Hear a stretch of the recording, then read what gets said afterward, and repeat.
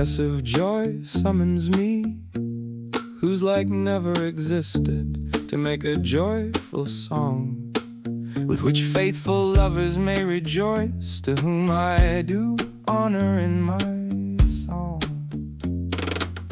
But of my true joy, which I wish to have entirely for myself, without giving them equal knowledge, I give them only this much, that they may rejoice in singing.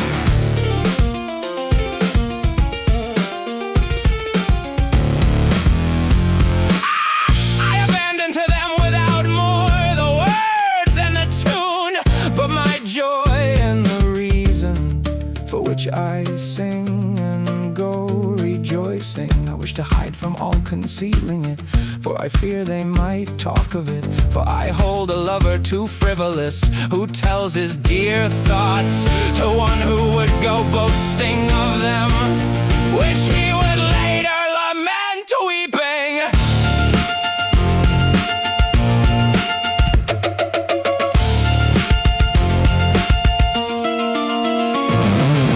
If love ever did me wrong unreasonably, now he does me 100 times more good than he ever did me harm.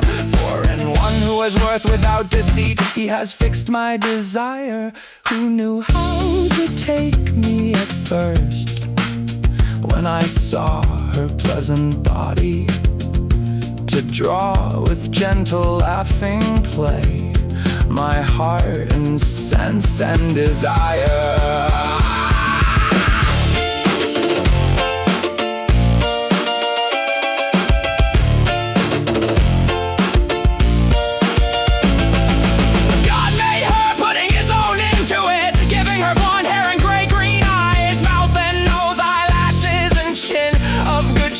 And becoming, and he wished to work in her so much that the work resembled the worker.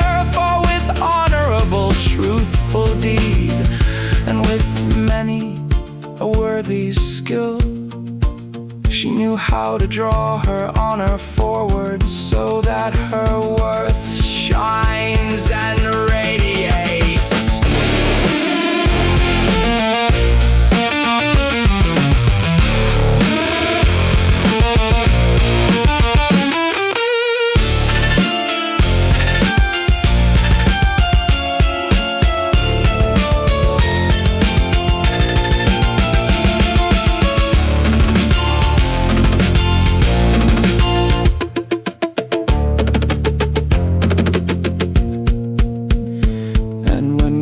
Saw her form, he gave her as improvement sense and fitting beauty, pleasant solace, gay semblance, a well-made and well-formed body, color so surpassing fine that she is as I desire her, made of a new praiseworthy shape, with measure and with perfection.